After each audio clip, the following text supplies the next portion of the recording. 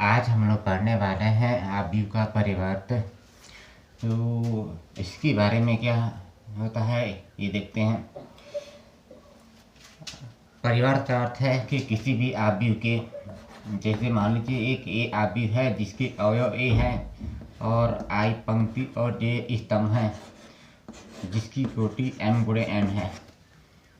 तो हम कहते हैं कि यदि इस आव्यूह के पंक्तियों और स्तंभों को परस्पर विनिमय कर दिया जाए तो विनिमय से प्राप्त जो आव्यूह होगा वह इस ए आव्यूह का परिवर्त कहलाएगा। जैसे अगर हम इसको पंक्ति और स्तंभ को विनिमय करते हैं तो ये ऐसे प्राप्त हो जाएगा यानी ए परिवर्त बराबर ए जे आई। विनिमय करने पर इनकी पंक्तियां स्तंभ बन जाएंगी और स्तंभ पंक्ति बन जाएगी और इसकी कोटि n गुणे m के रूप में परिवर्तित हो जाएगी। तब हम कहते हैं कि ये इस आव्यूह ए का परिवर्त है, यानी परिवर्त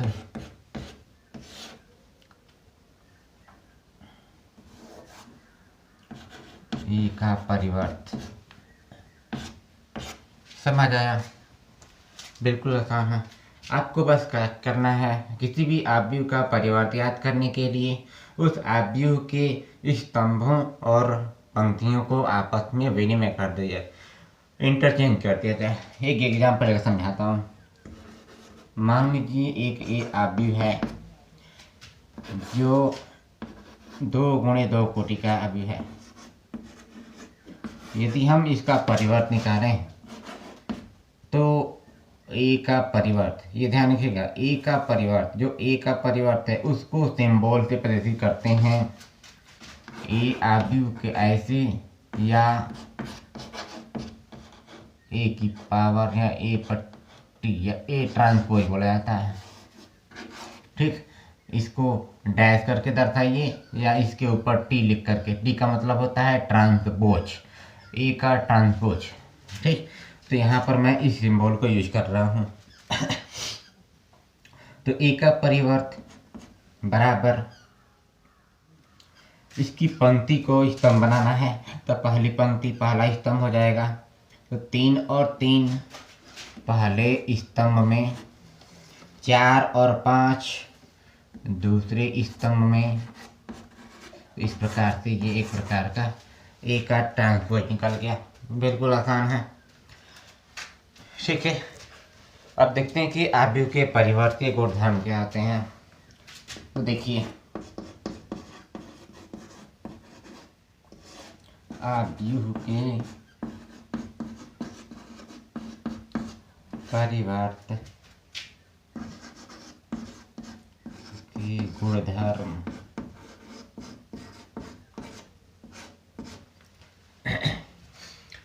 पहला गुणधर्म है ए का ट्रांसपोज, पूरे का ट्रांसपोज। ये हमको ए वाला आव्यूह देता है। अब आप सोचिए, यदि इस ए के ट्रांसपोज, जो कि ये ए का ट्रांसपोज होकर आया है, इस ट्रांसपोज का भी हम ट्रांसपोज निकाल देंगे तो हमें वापस वही वाला आव्यूह मिल जाएगा। जैसे मैं यहाँ करके दिखाता हूँ। अगर आप ए ट्रांसपोज का ट्रांसपोज निकालते हैं तो ए ट्रांसपोज का मान तो ये है। अब इसका भी आप ट्रांसपोज यानी इसका भी परिवर्त निकालेंगे तो आपको फिर से पंक्तियों को स्तंभ बनाना पड़ेगा। तो अब यहाँ क्या करेंगे, पहली पंक्ति को पहला स्तंभ में लिखेंगे, दूसरी पंक्ति को दूसरे स्तंभ में लिखेंगे। और अब आप इस प्रकार से देख रहे हैं कि यह जो आव्यूह प्राप्त हुआ है, यह आव्यूह वापस यही वाला आव्यूह का मान है। मतलब हम इतने को लिख सकते हैं ए, अर्थात ए का ट्रांसपोज निकालने के बाद फिर ट्रांसपोज निकालते हैं तो वापस वही वाला आव्यूह प्राप्त होता है। तो ये पहला गुणधर्म तथ्य है।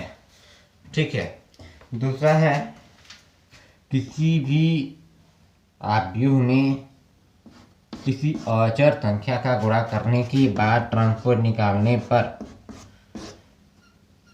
उस उसका अलग से ट्रांसपोज की उसी अचर के गुणनफल के बराबर होता है, अर्थात इसका मान k इंटू ए के ट्रांसपोज के बराबर होगा।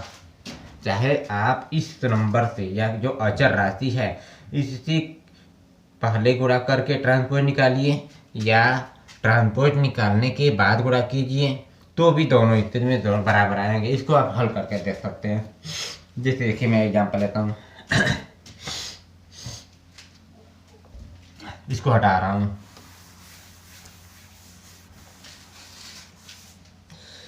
मान लीजिए इसी ए आव्यूह में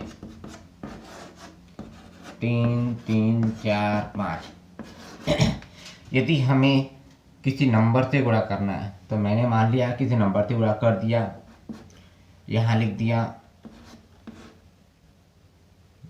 k इंटू ए, वही ले लीजिए। तो k इंटू ए का मतलब है कि a वाले आव्यूह में k का गुणा करना। तो आपको पता है कि किसी भी आव्यूह में अचर से गुणा करने पर सभी अवयव में गुणा होता है। तो यहाँ पर a वाले आव्यूह में सभी अवयव में k का गुणा कर देंगे। उसके बाद आप ट्रांसपोज निकालेंगे तो ये बाएं पक्ष वाला मिलेगा। तो देखते हैं, तो k a का मतलब k 3k, ठीक, 3k 4k और ये 5k। यहाँ k कुछ भी हो सकता है, कोई पूर्ण संख्या या पूर्णांक हो सकता है, ठीक। अब आप इसका क्या कीजिए, ट्रांसपोज निकालें ऐसे, ठीक है। तो इसका ट्रांसपोज निकालेंगे तो आपको मिलेगा 3k 4k 5k, ठीक। अब आप देखिए ये आया बायां पक्ष।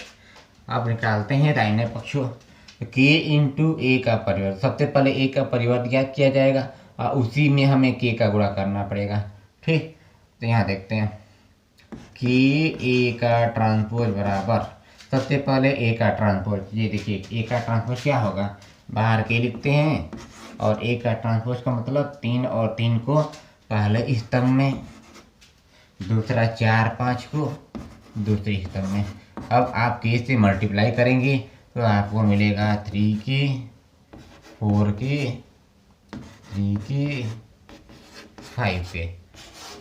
तो आप देख पा रहे हैं कि जो राइट हैंड साइड है वो लेफ्ट हैंड साइड के बराबर आ रहा है। इस प्रकार से ये सरसम का यानी ये एक गुणधर्म भी सिद्ध हुआ, ठीक है। इसी प्रकार से अगला गुणधर्म भी है।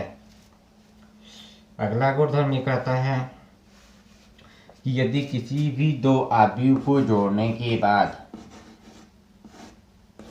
परिवर्त निकाला जाए तो उसका मान दोनों आव्यूहों के अलग अलग परिवर्तों के योग के बराबर होगा।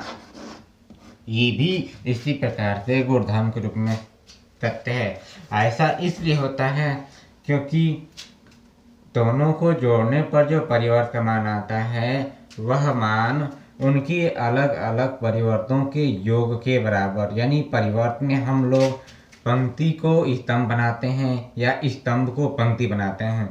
तो बिल्कुल वैसे ही काम होता है, जैसे पहले आप उनको इंटरचेंज करके जोड़िए या जोड़ने के बाद इंटरचेंज कीजिए, दोनों परिणाम वही मिलता है। इसको मैं यहाँ एक एग्जाम्पल दिखाता हूँ। यहाँ देखिए, इसी आव्यूह की एक मान लेते हैं। यहाँ पर मान लीजिए 2 1 और एक b बराबर मान लिया 2 1 0 3। अब हमें दोनों को जोड़ करके उसका परिवर्त ज्ञात करना है, तभी लेफ्ट हैंड साइड निकालेंगे। तो लेफ्ट हैंड साइड में लिखा है a प्लस बी, तो a प्लस बी का मतलब यहाँ a प्लस बी पहले निकालते हैं फिर उसका परिवर्त। तो a प्लस बी का मतलब a और b को जोड़ना है। तो यहाँ देखते हैं 3 और 2, ये हुआ 6 और 2 में 1 जोड़ने पर आएगा 3, 4 और 0 4, 1 और 3 4। अब इनका परिवर्त आप ज्ञात करेंगे। तो परिवर्त निकालने पर पंक्ति को स्तंभ बनाना है, 6 3 4 4। ये लेफ्ट हैंड साइड आया। इसी प्रकार से राइट हैंड साइड अगर निकालना है तो यहाँ देखते हैं राइट हैंड साइड ए का परिवर्त प्लस बी का परिवर्त। सबसे पहले ए का परिवर्त लिखें। ये ए का परिवर्त ज्ञात करना है तो इस पंक्ति को स्तंभ बनाना पड़ेगा। 3 2 4 1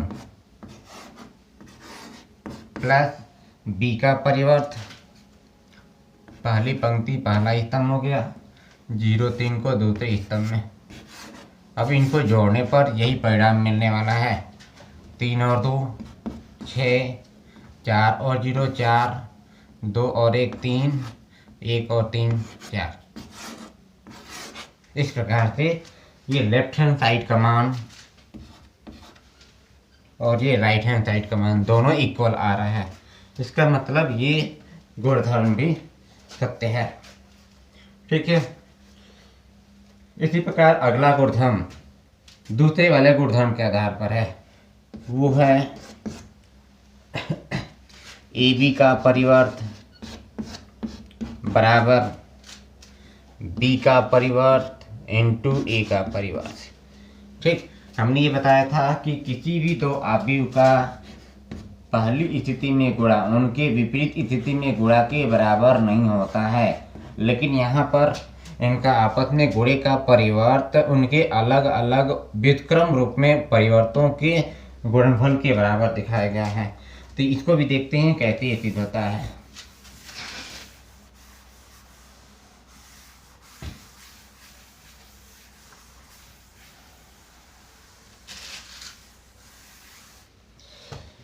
मान लीजिए दो आव्यूह, एक आव्यूह ए बराबर कुछ भी ले सकते हैं और एक बी आव्यूह 1 3 2 6। अब दोनों का आपस में गुणनफल यहाँ से